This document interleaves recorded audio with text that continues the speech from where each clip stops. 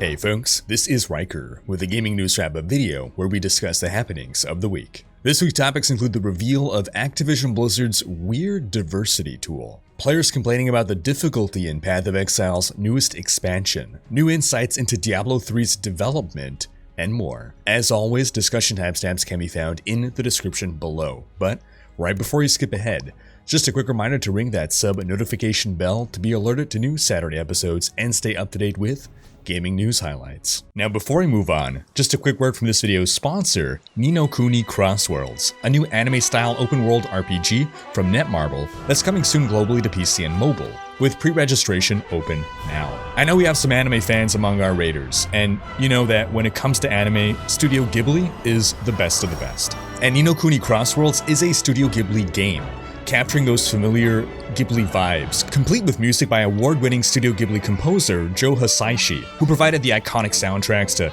Spirited Away, Howl's Moving Castle, Princess Mononoke, and more. I mean, you basically get to play through a Miyazaki film. You have 5 characters to choose from, each with different weapons and combat styles: the swordsman, the witch, the engineer, the rogue, and the destroyer. That last one is a tank with a giant hammer. Then gameplay has a main story quest line, open world quests, you can grow and customize your farm, interact with the world with a number of non-combat social mechanics. You can join together with other players to create kingdoms, partake in PvP. This game has everything. My fiance is super into anime, and she has the old Ni no Kuni RPGs, and she's really hyped for Ni no Kuni Crossworlds. Pre-registration is open now, so if you want to experience a Studio Ghibli-style game world, click my link in the description below to pre-register today. In our first quick story, Borderlands 3 is currently free on the Epic Games Store. While its story wasn't as good as Borderlands 2, it's still a great looter shooter, and you can't beat the price. Well, I mean, I suppose someone can pay you to play the game, but it's not really a realistic scenario. In other news, Fall Guys is going free-to-play when it launches on the Epic Games Store on June 21st. New players will no longer be able to get the game on Steam, and legacy players who paid for the game will be compensated with free costumes, a free premium pass, and more. Now, raise your hand, how many of you thought Fall Guys was already free-to-play? Another quick story, Genshin Impact developer miHoYo has announced a new post-apocalyptic urban fantasy action RPG coming to PC and smartphones called Zenless Zone Zero, or ZZZ. That would be ZZZ in Freedom dialect. You can register for the closed beta now, link in the description. And another recent game reveal was MultiVersus by Warner Bros. Games, a free-to-play platform fighter that'll feature characters from pretty much every property that Warner Bros. Has the rights to make games about, from Batman to Game of Thrones to Bugs Bunny to Scooby-Doo. Game modes include 2v2, 1v1, and 4-player free-for-all, and the game will release on PC and console. I just want to see Pickle Rick fight Jon Snow. I don't want it. On to a beefier story. We previously reported how Embracer Group recently acquired Eidos Montreal and Crystal Dynamics, including the Tomb Raider and Deus Ex IPs, amongst other things. Well, this week the company posted its financial results for the 4th quarter of its fiscal year, reporting record revenue at $525 million. However, a net loss of $168 million. In comparison, during the same period last year, the company made a profit of $16 million. For the full year, sales were up 89% since last year, but the company posted a net loss of $431 million. Compared to last year, the company made a profit of $28.9 million.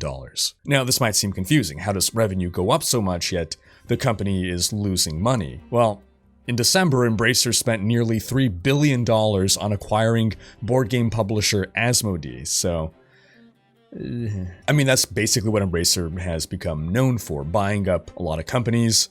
It's an investment, so the fact that they posted a loss isn't an indication of things going poorly, at least not in the short term. The increase in sales can be attributed to some of these acquisitions that they've made, like Gearbox and the Borderlands franchise. Although with Borderlands 3 going free to play, I guess you're not really making many sales there anymore. But overall, the company says that it has been a transition year in which they've been investing a lot of money into their development pipeline, and it'll be in 2023 when we start seeing the fruits of those labors. The CEO also said, quote, "Needless to say, we do not need to make any further acquisitions to grow," which suggests their strategy may now be shifting away from acquiring more companies. They certainly have some very powerful IPs under their belt now, and I look forward to seeing what they do with them. In other news, the Microsoft acquisition of Activision Blizzard is proceeding smoothly, according to Microsoft President Brad Smith. The $68.7 billion deal was announced in January and was expected to resolve by summer 2023, and Smith suggested the acquisition process is now entering its middle phase. He said, quote, "One of our attorneys summed it up nicely by saying, 'We're coming to the end of the beginning, and now we're entering the beginning of the middle.'" Sounds like an Abbott and Costello routine. And speaking of jokes, Activision Blizzard proudly unveiled what could have passed as an April Fool's prank 10 years ago. A diversity space tool that rates video game characters on a spectrum of metrics, including ethnicity, gender identity, culture, sexual orientation, and more. Like some kind of game development meta RPG. And the criticism began pretty much instantly, but not just from random internet users, but from actual employees of Activision Blizzard themselves. Many Blizzard developers took to social media to claim they'd never used or even seen the tool before, with Overwatch devs particularly fired up since a number of examples were made using Overwatch heroes, as though to suggest that the Overwatch team has been using this. Overwatch character artist Melissa Kelly tweeted, quote, "I swear our own company tries so hard to slaughter any goodwill the actual devs who make the game have built. Overwatch doesn't even use this creepy dystopian chart. Our writers have eyes. The artists have eyes.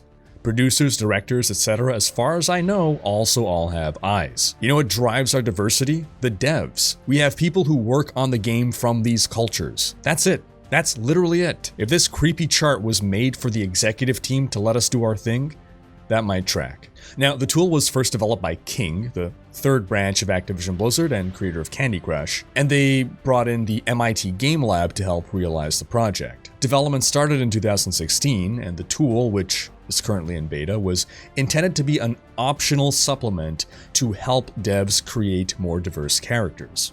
Basically, we all have unconscious biases. This is probably best demonstrated in Dungeons & Dragons. When you have a dungeon master creating a campaign, it's one creator, and players who play with a specific dungeon master over a prolonged period of time will tend to notice, oh, you know, a lot of the NPCs you make tend to be like XYZ. As a basic example, in general, male dungeon masters will have a tendency to make, in general, more male NPCs than female NPCs. And this isn't because of sexism, it's just unconscious bias to make characters that relate to our personal lived experiences. And you need to make an effort to recognize your own bias and create a more diverse cast of characters. So, similarly, a group of white male game developers will have an unconscious tendency to primarily make white male characters. So insert this diversity tool to get them to think about, oh yeah, other kinds of people exist too. The tool itself seems to be based on white hetero males being the norm, and you get diversity points for straying from that. According to Activision Blizzard, a study showed that between 2017 and 2021, about 85% of best-selling video games in the whole world featured, quote, white male protagonists. Now, at surface level, this tool seems to have good intentions, though one can argue if your goal is diversity in characters, a better way to achieve that would be to first achieve diversity in developers, who can then draw upon their own lived experiences to create authentically diverse characters, as opposed to artificially diverse characters designed by an algorithm and created by people who have no idea what the lived experience of someone of a different culture is. But again, this tool was not designed to be used in a vacuum, and the company did say that it was not intended as a replacement for meeting diversity hiring quotas. As a reminder, a 2021 report said that 24% of Activision Blizzard employees were women, and 36% were from underrepresented ethnic groups, which is actually not bad for a AAA video game company. However, here is where the problem lies, at least for me. You're assigning numerical scores on a 10-point scale for metrics like race and culture. What does a 6 mean? What does a 10 mean? It almost feels more racist to assign points and be like, oh, Chinese That's a 6. Nah, we need at least a 7. Give me Cambodian or better.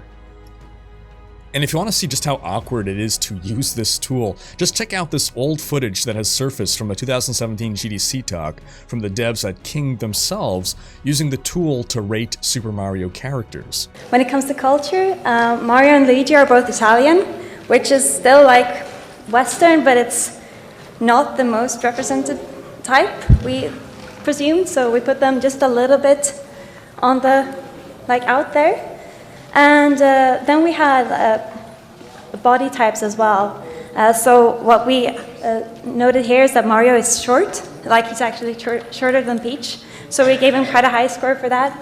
And also that the characters they're not necessarily very, very muscular. They're more rounded. So yeah.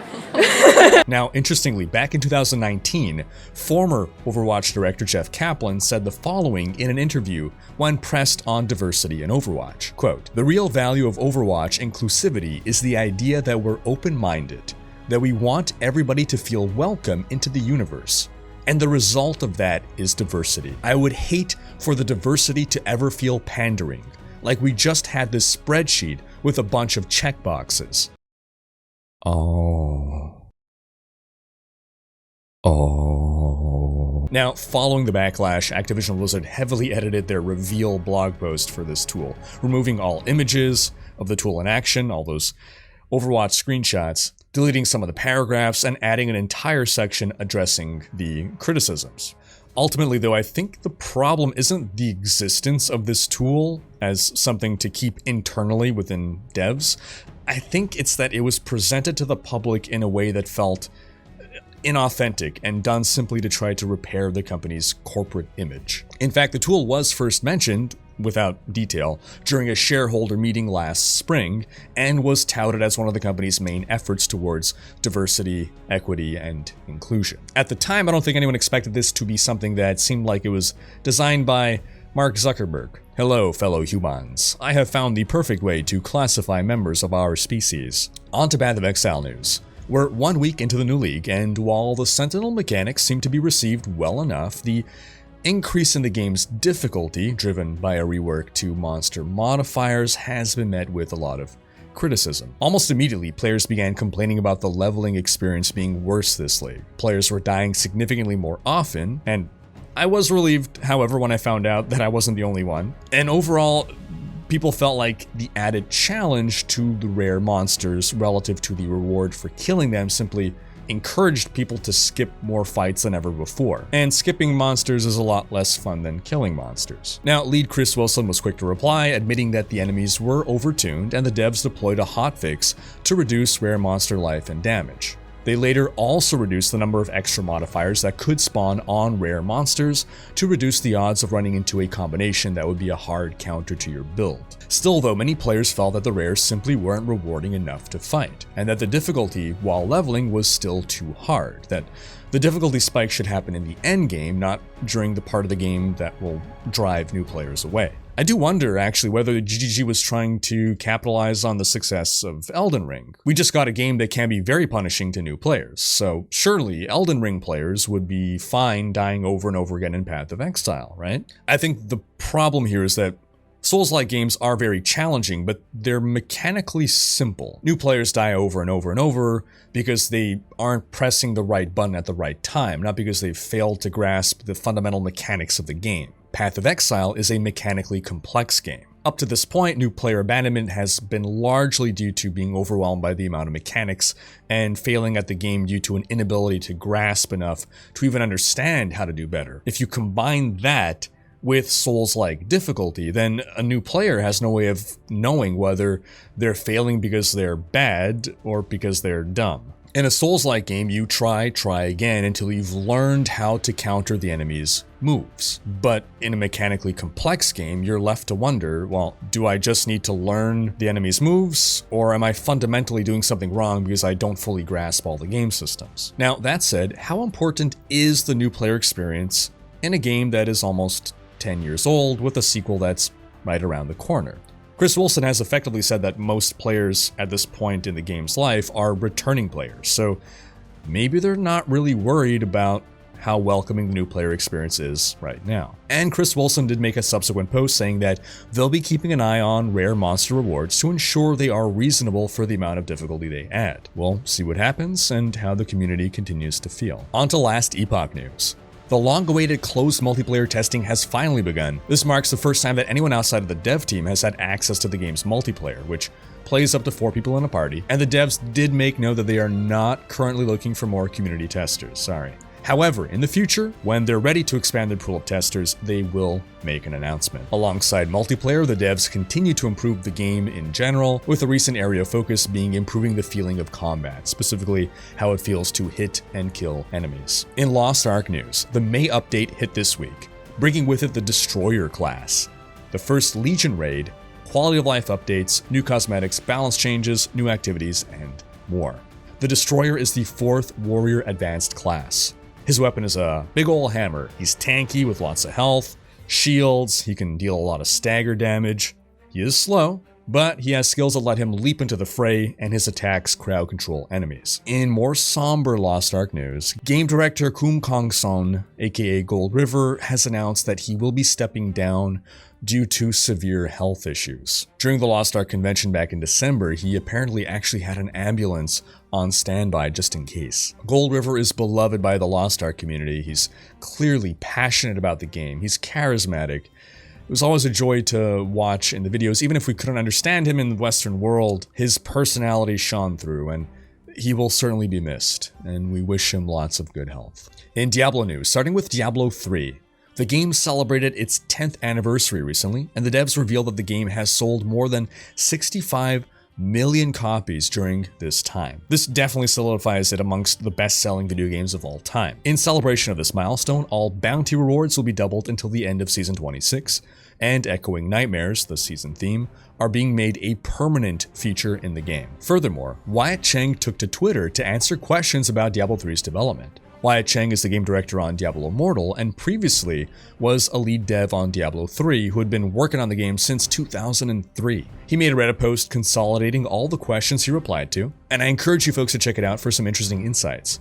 But we'll go over some highlights now. Diablo Next asked, skill trees and skill runes were heavily reworked just before the launch. How was that decision of simplifying skills made? Wyatt replied, skill runes were items for the majority of Diablo 3's development. The change to level unlock was made for many reasons, but I'll highlight the most important. We determined during internal playtesting that players were not getting enough reward for leveling up.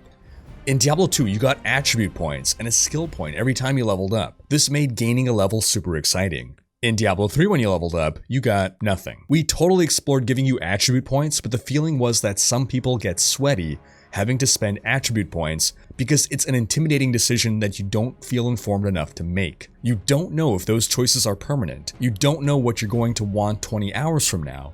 So you end up hoarding the points and it doesn't even feel like a reward. And that, by the way, is completely my experience with attribute points in games. If I'm not following some guide that's telling me where to allocate my points, I am hoarding them. So the decision was made to turn all the runes into level up rewards instead. In hindsight, this is one of the decisions I regret the most on Diablo 3, though it seemed like the right decision at the time. When a player unlocks a new skill rune, you're not always eager to try it out. You're happy with the skill you have. Furthermore, the effects of skill runes overlap heavily with the design space that is much better occupied by legendary items. Not every skill matches nicely to having 5 rune effects. Some skills benefit from having more. I call this designing to a number, and it is a common pitfall in game design. Our brains love symmetry and patterns, and sometimes systems are designed to match a number, i.e. 5 skill runes for every skill, rather than designing for what makes sense in context of each skill. Legendary items solve all these problems. Early on in Diablo Immortal development, we made the decision to unlock skills at various level ranks,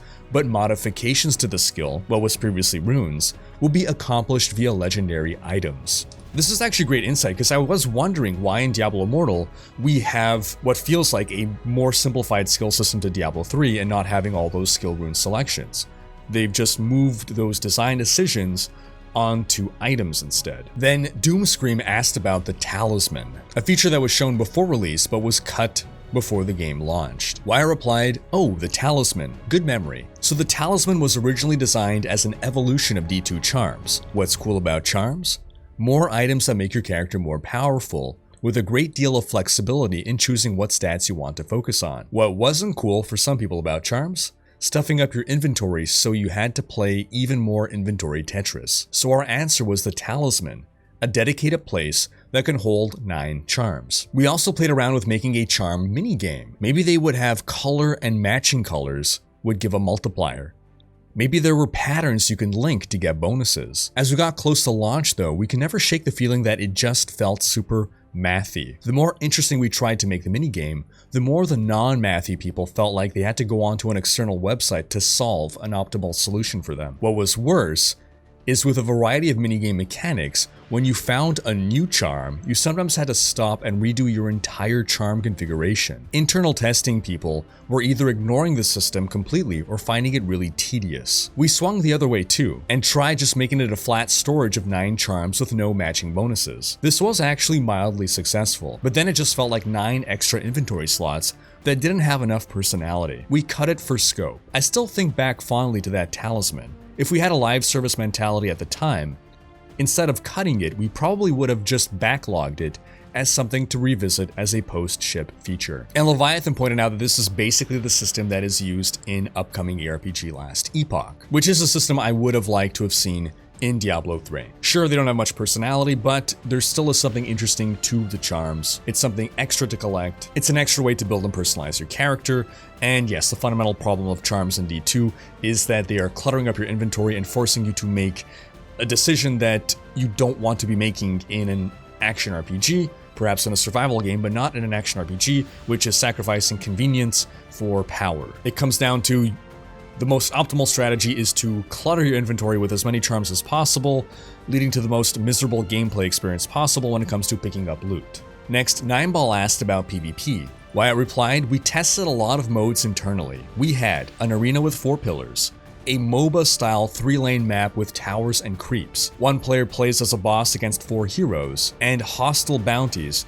You are doing bounties, but PvP is enabled outdoors." This is huge news to me. For a while, I've wondered if some kind of MOBA-style PvP is the thing that was needed to make ARPG PvP explode in popularity. Sure, D2 has a PvP scene, but it is not large by the standards of the greater gaming industry. It's not large compared to League of Legends, for instance. I never realized that they actually experimented with something like that. Leviathan asked whether the Paragon system was always a planned feature for Diablo 3. I replied, "The Paragon system was not part of the original D3 design, and we didn't realize we needed it until after ship. One of the changes we made between D2 and D3 is lowering the level cap from a near impossible to attain level 99 to a very attainable level 60. I don't think we fully appreciated at the time the gravity of that decision.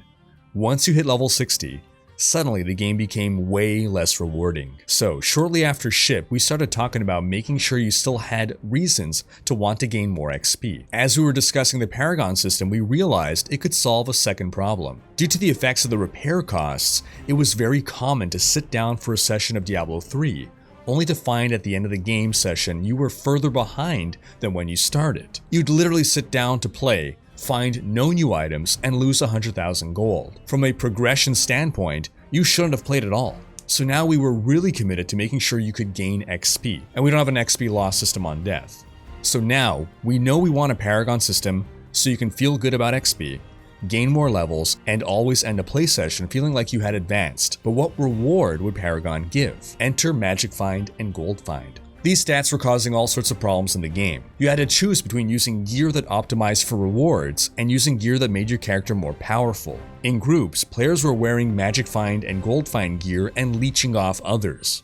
So we did an analysis of how much Magic Find and Gold Find could a player possibly get, and we got a number somewhere in the 250 to 280 range. So when Paragon came out, we said there is now a 300% Magic Find and Gold Find percentage cap. This affects nobody since it was higher than the theoretical limit. Then, we set it up so every time you gained a Paragon level, you would gain 3% Magic Find and 3% Gold Find. Players who reached Paragon 100 would shed all their previous Magic Find and Gold Find gear, and it would be done using a buff rather than nerf approach. 2 birds, 1 stone.